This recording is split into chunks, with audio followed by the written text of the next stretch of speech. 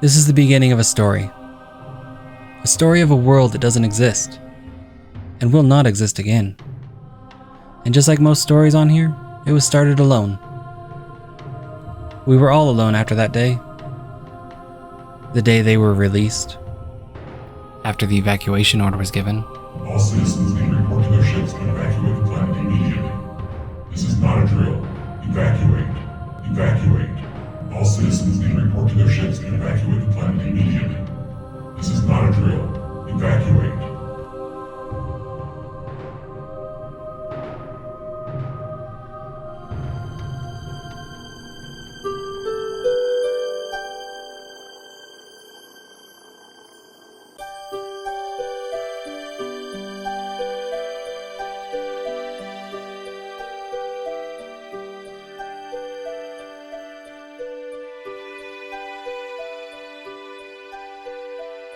As I spawned into this new world, I was amazed by the light.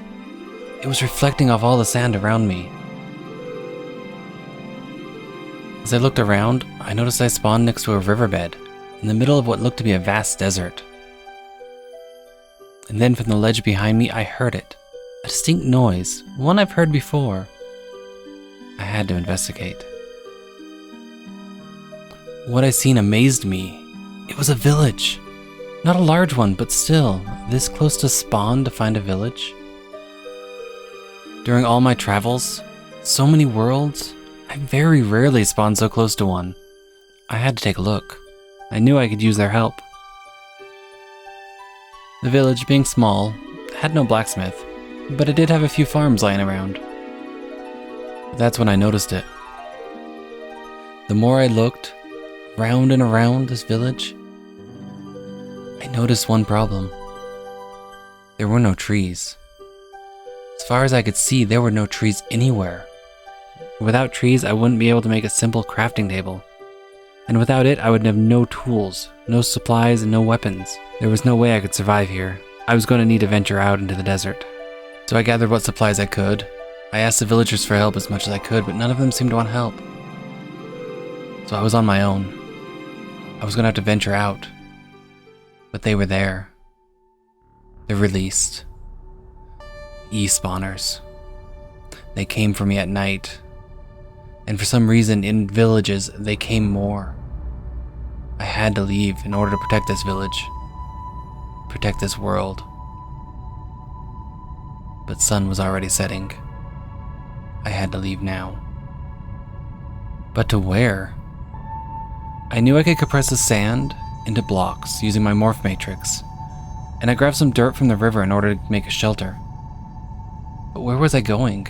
I had no tools. I had no weapons. As I finished gathering supplies, I went to the highest point to get a look around. It must have been a vast desert. The large biomes, where sand was all I could see. I picked a point on the horizon and started my journey. This journey was mine to take. Mine alone.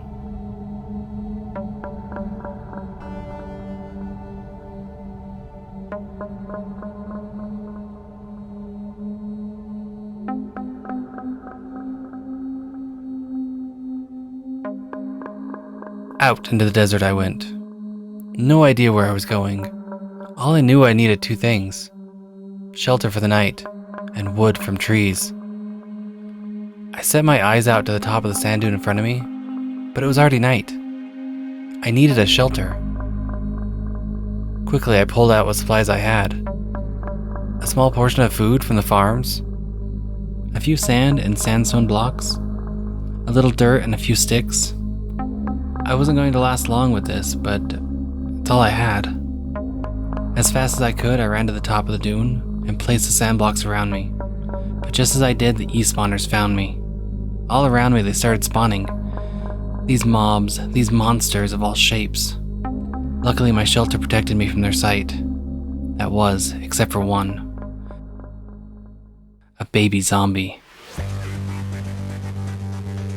He'd spawned near me, near enough to see me.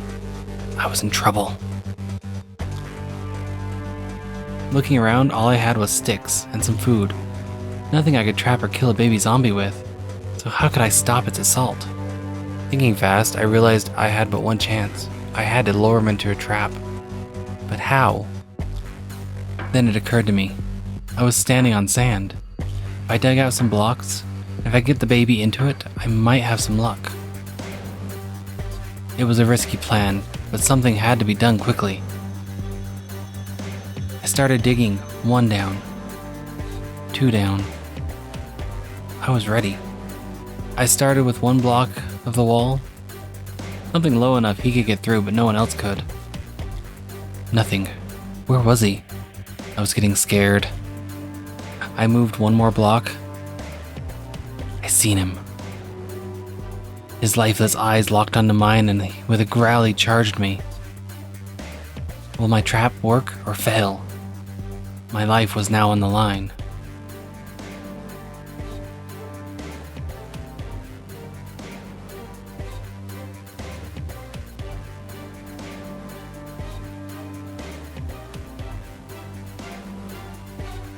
It worked! He fell all the way down. Quickly, I sealed the wall so nothing else could see me. As I stared into his lifeless eyes, I knew he would kill me if given the chance. But now what? He was too low to hit with a stick, and all I had was food, and just the sand blocks I dug out for the trap. Wait, I wondered. Sand falls. I could bury him like the dead should be. But would he simply step up on them? I don't know. I quickly began placing the sand. 1, 2. Finally, the zombie had been laid to rest beneath the sand. And now he could also rest in peace.